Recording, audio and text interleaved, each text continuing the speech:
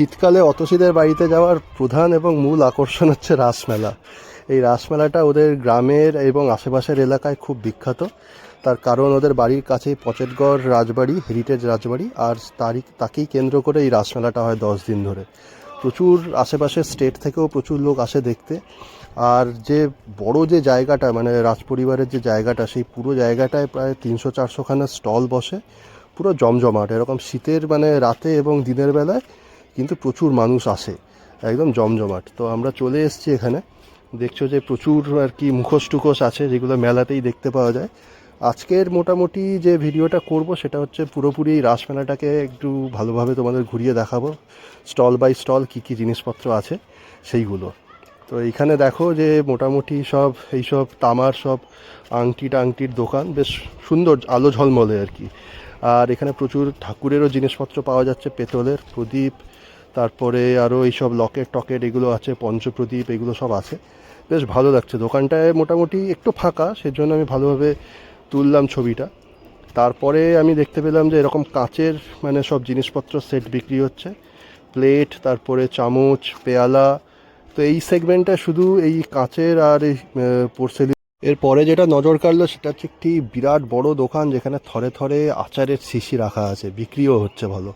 তো এখানে দেখো হরেক রকমের আচারের বোয়াম রাখা আছে, আর দূর থেকে খুব সুন্দর লাগছে। এদিকে দেখো লেবুর আচার, তেঁতুলের আচার, চালতার আচার, আরও প্রচুর ধরনের আচারের সরঞ্জাম এখানে আছে।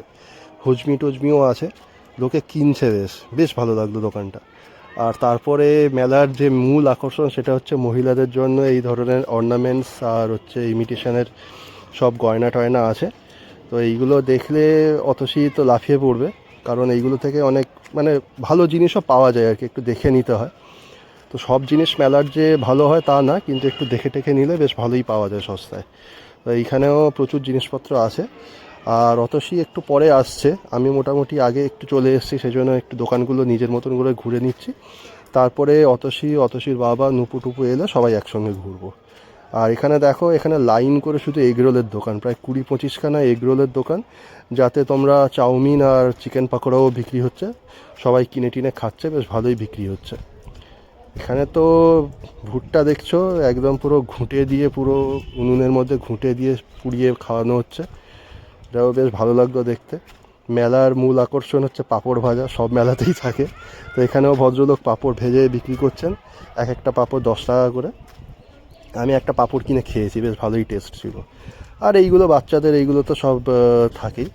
এই যে বড় রেস্টুরেন্টটা দেখছো, এইটা বিরাট বড় জায়গা নিয়ে আর কি রেস্টুরেন্টটা বানিয়েছে। তবে মেনলি ফাঁকাই, খুব একটা লোকজন মানে সেরকম ঢুকছে না, জানি না কেন। পুরো লসই হবে হয়তো যে যার দোকান আর কি। বিরাট বড় জায়গা, আর এখানে প্রচুর মেনু আছে। তো সব রকমের ভেজ ননভেজ মেনু আছে, কিন্তু লোক অপেক্ষাকৃত কম। তারপরে আমি একটা জায়গায় এলাম যেখানে সব বাচ্চারা খেলাধুলা করছে। এইখানে দেখো সব বাচ্চারা ছুটোছুটি করছে, খেলছে। আর আমি ভিডিও করছি দেখে সেটা ওরা আরেকটু বেশি এক্সাইটেড হয়ে গেছে।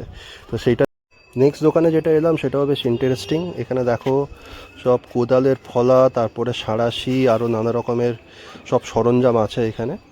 তার মধ্যে এই ধরনের রুটি বেলুনি এইগুলোও আছে। নেক্সট হাঁটতে হাঁটতে এগিয়ে গেলাম কাপড়ের যে সেগমেন্ট সেই দিকে। এইখানে খুব বড় প্রচুর মানে দোকান বসেছে এই কাপড় নিয়ে। তো মেলার যে গার্মেন্টস বা কাপড়, ওগুলো খুব একটা ভালো টেকসই হয় না। এর আগের বছরও আমি এক আধটা জিনিসপত্র কিনেছি, তো সেইগুলো খুব বেশি দিন চলেনি। কারণ অনেক সস্তায় থাকে, তো তার উপর ওদের লাভ থাকে, এই জন্য খুব ভালো কোয়ালিটি পাওয়া যায় না। তো এই বছরে আমরা সেরকম কোনো কাপড় টাপড় কিনিনি। তবে শীতের জন্য হালকা ফুলকা এই নুপুর টুপি এইগুলো একটু দেখছিলাম।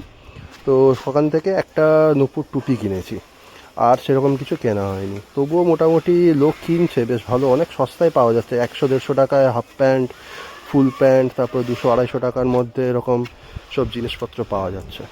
এই যে এই টুপিটা, নীল টুপিটা দেখলে, এইটা কিনেছি নুপুর জন্য। মোটামুটি মোটা আছে, তো 1 বছর তো মোটামুটি পরে নিলেই হলো। কালারটা যদি থাকে তাহলেই বেস্ট। তারপরে এই জিনিসটা দেখলাম, এটা বেশ আমার ভালো লাগলো, ছোটোবেলায় দেখতাম। তবে তোমরা যতটা দেখছো ফ্লুয়েন্টলি যে ঘুরছে হাত দিয়ে, একটা দড়ি দিয়ে ওটা ঘোরাচ্ছে, অতটা কিন্তু সহজ না। মানে আমি একটু ট্রাই করলাম, এটা একটু মানে এক্সপার্টাইজ না হলে তোমরা কিন্তু এত ফ্লুয়েন্টলি ঘোরাতে পারবে না। ঘুরবে, কিন্তু অতটা হবে না। আর মেলার মধ্যে তো এই ধরনের মূর্তি, শোপিস এগুলো তো থাকেই, এগুলো কমন ব্যাপার। তো এইখানে একটা দোকানে বিক্রি হচ্ছে দেখলাম, বেশ ভালোই লাগছে, রঙিন রংচঙে সব ঠাকুর। এরপরে আমি একদম মেলার একটা সাইডে চলে এসেছি, একটা সাইডের সেগমেন্টে, যেখানে বিরাট বড় একটা নাগরদোলা লাগিয়েছে। এইটা মোটামুটি রাত্রে বেশ আলো টালো দিয়ে বেশ ঘুরছে, বেশ ভালো লাগছে দেখতে। লোকজন উঠছে, তবে ম্যাক্সিমামটাই ফাঁকা। আশা করি পরবর্তীকালে আরও যখন লোকজন জমজমাট হবে, ভিড় হবে, তখন আরও বেশি লোক উঠবে। আর তার সাথে সাথে একটা নতুন আকর্ষণ হচ্ছে এই বছরের মেলার, সেটা হচ্ছে যে সার্কাস। তো গ্রামের মেলার সার্কাস তোমরা যতটা মানে এক্সপেক্ট করছো ততটা নয়, তবুও মোটামুটি বেশ ভালো জিমনাস্টিক আছে। আর এখানে বেশ রঙিন সব ব্যানার ট্যানার লাগিয়ে রেখেছে। তো টিকিটও বেশ ভালোই সস্তা আছে, 40 টাকা 50 টাকা করে টিকিট, 40-50 মিনিট দেখাবে শো। আমার ইচ্ছে ছিল একবার মানে দেখার, তবে আমি আর ঢুকিনি। তো এখানে দেখছি অতসী চলে এসছে, ওর সঙ্গে দেখা হয়ে গেছে। ও মোটামুটি মেলাটা আমার সঙ্গে ঘুরে দেখছে। তো যতই হোক, টুকটাক বাড়ির জিনিসপত্র একটু কিনে নেওয়ার দরকার, যেরকম স্ক্রচ বাইট, তারপরে আরও কী সব কিনবে বলছে। তো এইখানে একটা দোকানে মোটামুটি পছন্দ হয়েছে, তো সেখানে অতসী দাঁড়িয়ে একটু দেখাশোনা করছে। আর তারপরে আমরা এই দোকানটা থেকে বেশ কয়েকটা জিনিস কিনে নিলাম, মানে খুবই কম দাম, 8 টাকা 10 টাকার মধ্যে সব জিনিসপত্র, ফিক্সড প্রাইস। তো ওখান থেকে আমরা বেশ কিছু এই ঘরের জন্য এই স্ক্রচ ব্রাইট, তারপরে ভিমবার, এই ধরনের কয়েকটা কিনে নিলাম, ব্যাস এইটুকুই। মেলাটা প্রায় পুরোটাই ঘুরে নিয়েছি, তো মোটামুটি একটু পরিশ্রান্ত লাগছে। নুপুও বাড়ি যাবে বলছে, আর ওর বাড়িতে গিয়ে রান্না টান্নাও করতে হবে, সেজন্য আমরা আস্তে আস্তে মেলা শেষ করে বাড়ির দিকে হাঁটা দিলাম। তবে বেরোনোর আগে মেলার মধ্যে যে সঙ্গীতানুষ্ঠান হচ্ছে সেটাও একবার একটু ঘুরে নিলাম, কারণ বেশ সুন্দর গান টান হচ্ছে। তো আমরা ওই দিকটা একটু গিয়ে একটু এনজয় করে তারপরে বাড়ি ফিরে এলাম। তোমরাও একটু শোনো গান টান।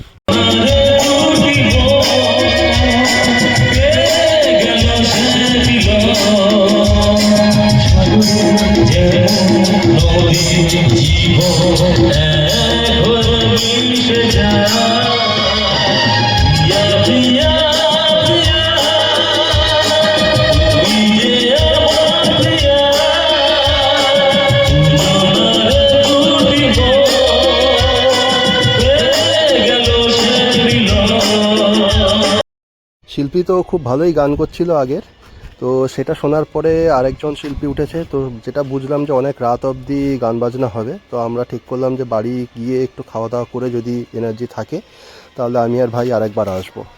তো মোটামুটি এই যে শিল্পী গান করছে, এরপরে আর একটু দেখে তারপরে আমরা বাড়ি ফিরবো। পুরো ভিডিওটা তোমাদের যদি ভালো লেগে থাকে তাহলে অবশ্যই লাইক, কমেন্ট আর শেয়ার করে দিও, আর চ্যানেলটা সাবস্ক্রাইব করে দিও। দেখা হচ্ছে তোমাদের সাথে নেক্সট ভিডিওতে। আজকের জন্য টাটা।